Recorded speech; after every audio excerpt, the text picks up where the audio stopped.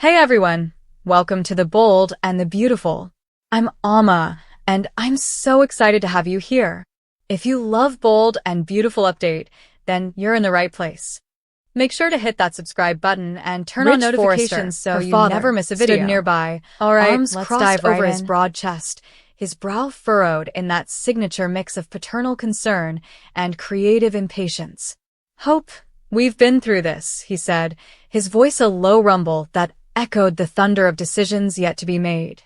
You need fresh blood, someone who can inject that edge without compromising the Forrester legacy.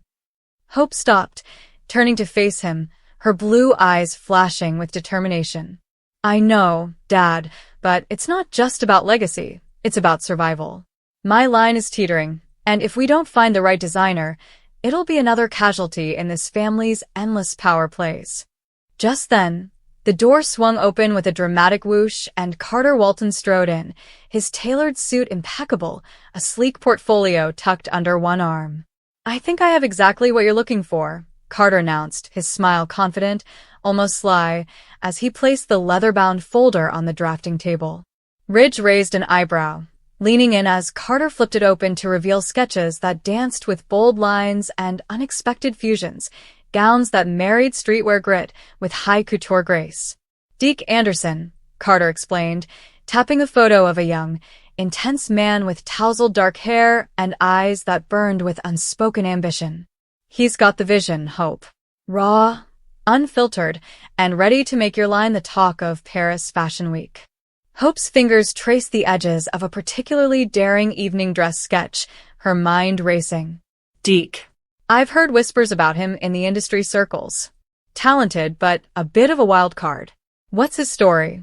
Carter exchanged a quick glance with Ridge, who nodded subtly before replying. Ex-military, channeled that discipline into design after a rough patch.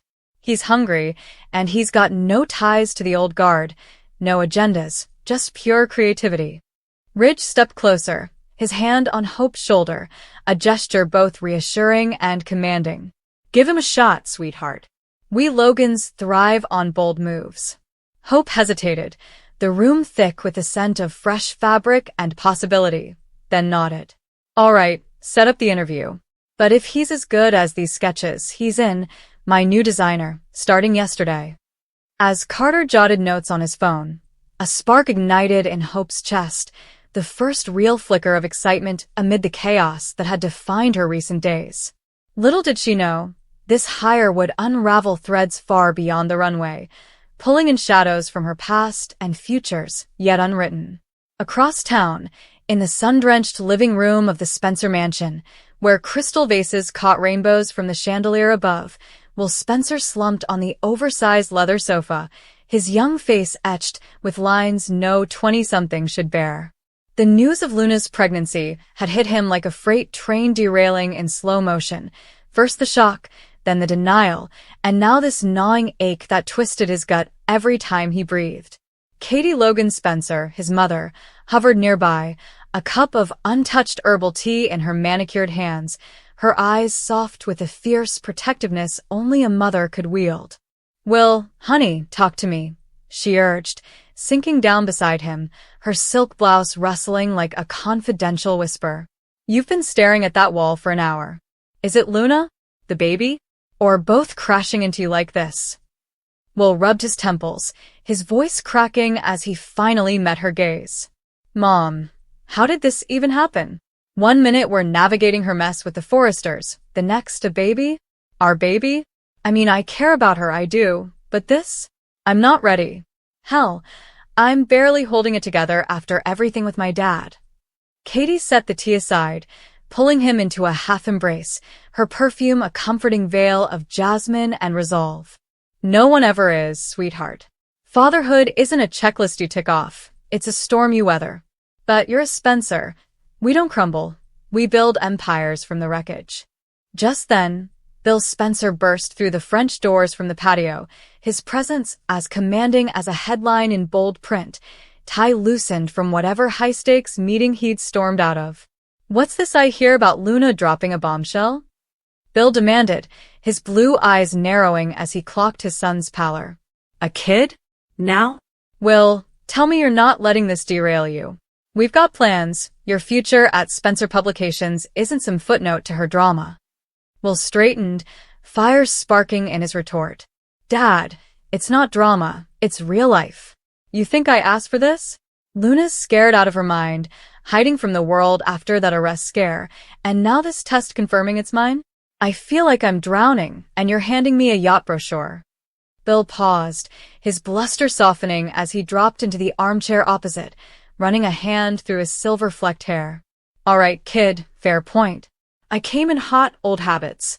But listen, we're in this together. Your mom and I, we clawed our way through worse. Remember when I thought you were gone forever? That changed everything for me.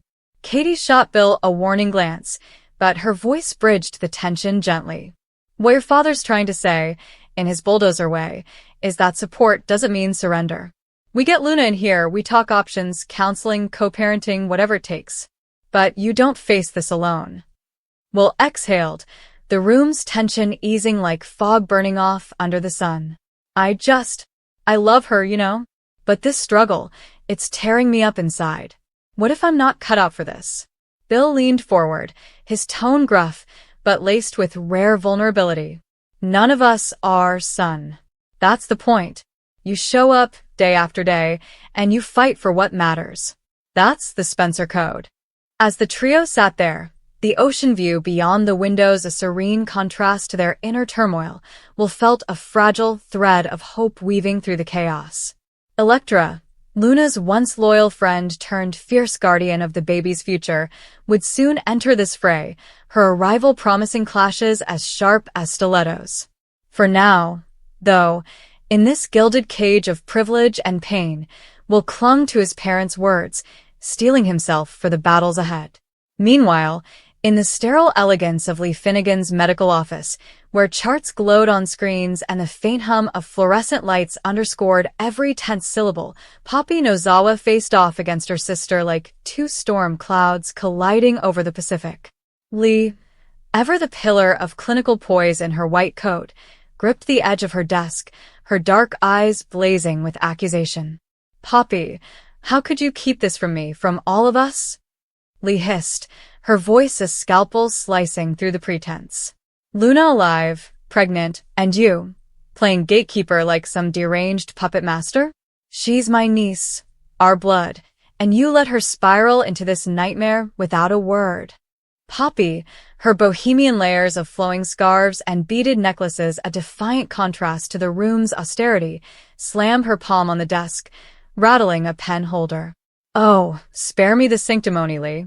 You with your perfect life, your surgeon's hands that fix everything but family fractures. Luna came to me terrified, on the run from that custody circus Katie's whipping up. What was I supposed to do? Drag her into your sterile world to be poked and prodded like a lab rat? Lee circled the desk, her heels echoing like judgments, stopping inches from Poppy's face. Sanctimony?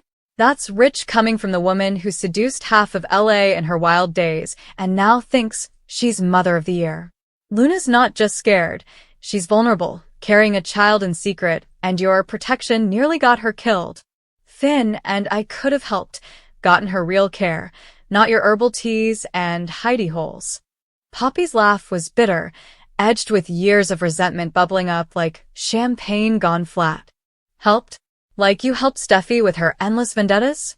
Or how about the way you iced me out after Mom died, pretending our shared blood didn't stain your pristine resume? Luna chose me because I listen, Lee, I don't dictate. And that baby? It's a miracle, not a mistake to be managed. The door creaked open then, and Finn Finnegan stepped in, his scrubs rumpled from back-to-back surgeries, his expression a mask of weary mediation. Ladies, enough, he said firmly, though his eyes darted between them with the caution of a man walking a tightrope over lava. I heard the shouting from the hall. Poppy, we get it, you're Luna's rock. But Lee's right. Secrecy like this endangers everyone. The paternity results are in, and if it's Will's, as we suspect, this blows wide open. Poppy whirled on him, her finger jabbing the air. You stay out of it, Finn. You're as bad as her. Always the hero, swooping in with your MD savior complex. Luna's pregnancy is her story, not some family tribunal. Lee threw up her hands, pacing anew. See? This is what I mean, deflection. Finn, tell her, Luna needs stability, prenatal care, not Poppy's nomadic fairy tales. And that clash with Electra over custody? It's escalating because of your meddling. Finn sighed, rubbing his jaw, the weight of his dual roles as doctor and kin pressing down. Poppy, I love Luna, like a daughter. But hiding her survival from Steffi, from the Forresters, it's a powder keg. Let's bring her here, get an ultrasound, talk real plans. No more clashes. We're family, damn it. Poppy's shoulders slumped, the fire dimming to embers as tears welled in her eyes. You don't get it. Every time I reach out, it backfires. Lee, you're my sister. Our parents would hate seeing us like this. But Luna, she's all I have left of the girl I used to be. Lee softened, just a fraction, crossing to pull Poppy into a stiff hug. Then stop fighting alone. For her sake, for the babies. As the sisters stood there, locked in uneasy truce, Finn watched, knowing this clash was merely the overture to symphonies of strife yet to unfold, with Electra's unyielding stance on the horizon like a gathering gale. Back at Forrester Creations, the interview room buzzed with electric anticipation, the air thick with the aroma of fresh espresso from the sideboard. Hope sat at the head of the glass table, her notebook open, pen poised like a sword. Rich lounged to her right, his presence a silent endorsement, while Carter flanked her left, ever the facilitator. The door opened, and in walked Deke Anderson, taller than his photos suggested, with a duffel bag slung over one shoulder and a sketch pad under his arm. His handshake was firm, calloused from late-night drafts, and his smile carried the easy charm of someone who'd stare down worse than a room full of fashion titans. Ms. Logan, Mr. Forrester, honored to be here, Deke said, his voice steady with a faint Midwestern lilt that grounded the glamour. Carter's been singing your praises, but I brought my own proof.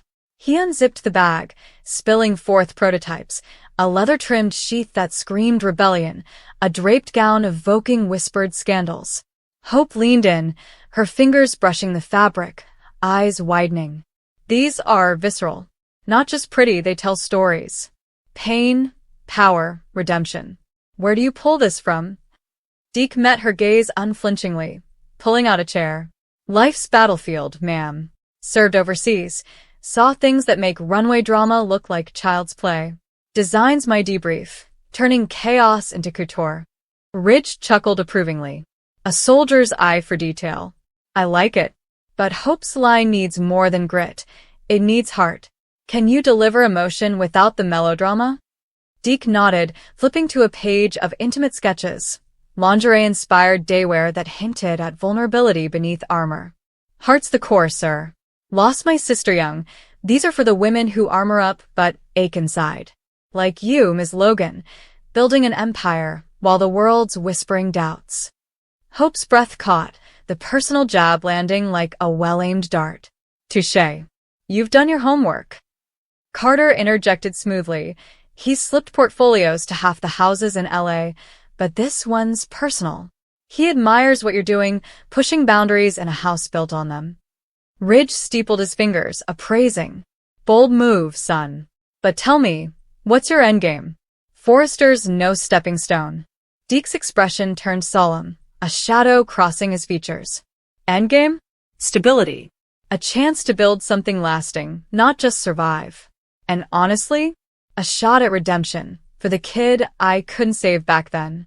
The room fell quiet, the weight of unspoken histories hanging heavy. Hope closed her notebook, standing to extend her hand. You're in, Deke. Welcome to Hope for the future, literally. Start Monday. We'll dive into concepts over lunch.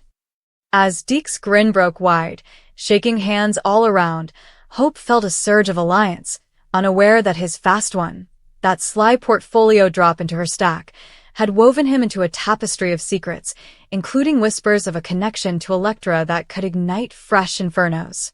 In the shadowed corners of the Nozawa family loft, perched high above the bustling streets of downtown LA, Electra paced the worn Persian rug, her lithe frame coiled like a spring ready to snap. The revelation of Luna's survival and pregnancy had shattered her fragile peace, transforming her from confidant to reluctant sentinel in a war over an unborn child's fate.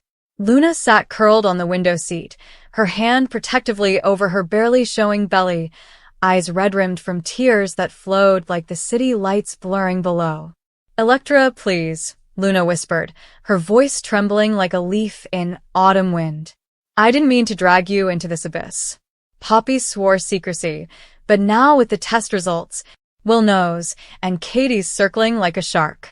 Electra stopped, whirling to face her, fists clenched at her sides. "Drag me? Luna, you vanished, left me holding the bag with the Forresters baying for blood over that custody nonsense.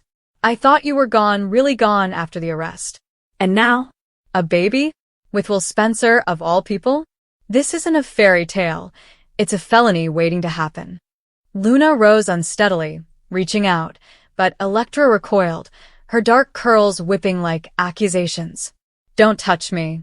You chose Poppy's delusions over us, over me, your sister in all but blood. I fought for you, lied for you, and what? You hide away, brewing life in secret while I fend off Lee's interrogations."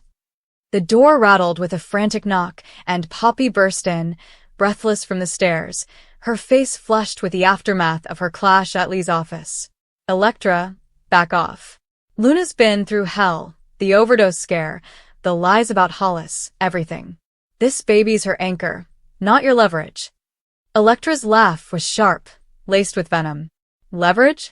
Oh, that's Rich from the Free Spirit Flake who got us here. Luna, tell me you're not seriously considering keeping this kid in hiding.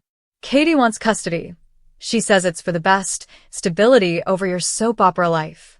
And honestly, after your stunts, I agree." Luna's sob broke the air, raw and piercing. "Electra, you're supposed to be my ride or die, not my judge. Will's struggling too, he wants this, us, but the Spencers, they're a vortex. Poppy's right. We need time." Poppy stepped between them, arms outstretched like a referee in a ring of thorns. "Time? That's all we've got, girls. Lee's on a rampage. Finn's playing peacemaker. But if we unite, we can shield this little one from the vultures." Electra's eyes narrowed, her voice dropping to a hiss. "Unite? With you? The woman who flirted with disaster for decades? Luna deserves better, a real family, not your nomadic circus."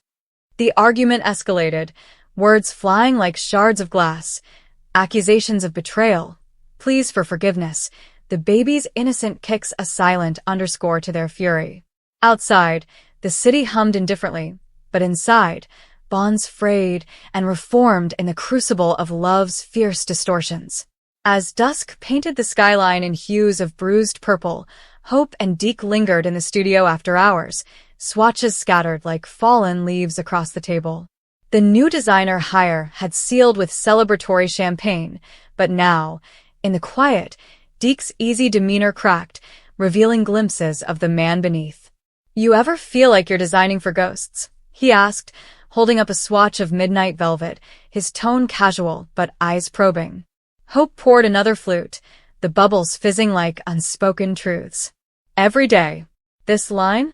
It's my ghost, hopes dashed by betrayals, rebuilt stitch by stitch.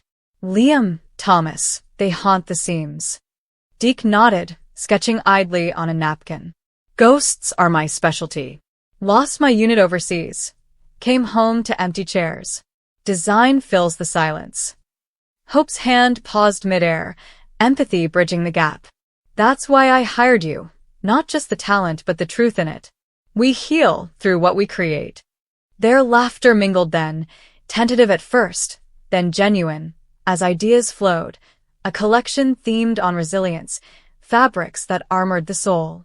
Unbeknownst to them, Carter watched from the doorway, a satisfied smirk playing on his lips, knowing Deke's hidden link to Electra would soon test this nascent alliance. At the Spencer estate, Will's struggle deepened into the evening, the family dinner a battlefield of silverware clinks and loaded silences. Katie served salmon with lemon dill, her smile strained as she probed gently. "Well, have you spoken to Luna since the results?" We could arrange a mediator. Keep it civil. Will pushed peas around his plate. Appetite vanished. Civil? Mom, she's barricaded with Poppy, and Electra's texts are war declarations. I want to be there for ultrasounds, kicks, all of it, but how do I fight my own family for a shot? Bill, fork midway to mouth, boomed. You don't fight family. You lead it. Katie's custody push? It's love, son. Shielding that kid from Luna's chaos. But if you're all in, we pivot. Katie shot Bill a glare. Pivot? Bill, you're the king of impulsivity. We'll need space to breathe, not ultimatums. Will stood abruptly, chair scraping. Space? That's the problem. Everyone's crowding in. I love her, but this baby's turning me inside out. What if I fail them both? Katie rose, hugging him fiercely. Failure's not in your DNA, darling. We'll navigate together. Bill joined, the trio a fortress against the encroaching night, even as Electra's shadow loomed, her resolve unyielding. In the Nozawa loft, the clash with Lee echoed into reconciliation's fragile dawn. Poppy and Luna shared tea on the balcony, stars pricking the velvet sky. Aunt Lee means well, Luna murmured, cradling her mug. But her world's too rigid for us. Poppy squeezed her hand. Blood's thicker than fear, petal. Tomorrow we face her together.